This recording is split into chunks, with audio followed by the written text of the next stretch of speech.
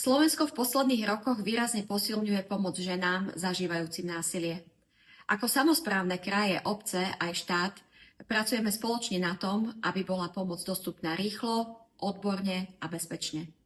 Na národnej úrovni bolo vytvorené koordinačno-metodické centrum s ambíciou naplniť požiadavku článku 10 Dohovoru Rady Európy o predchádzaní násiliu na ženách a domácemu násiliu a o boji proti nemu.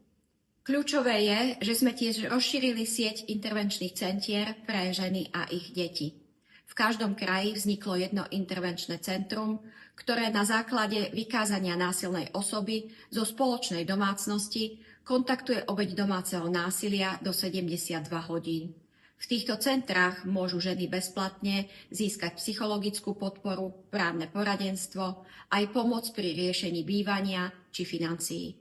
Dôležitým krokom bolo aj posilnenie spolupráce s políciou a súdmi, aby sa obete nemuseli báť hlásiť násilie, aby boli chránené od prvého momentu. Pre nás je zásadné, aby každá žena na Slovensku vedela, že v tom nie je sama. Má právo na bezpečie, dôstojnosť a podporu. A my urobíme všetko preto, aby sa pomoc dostala ku každej, ktorá ju potrebuje.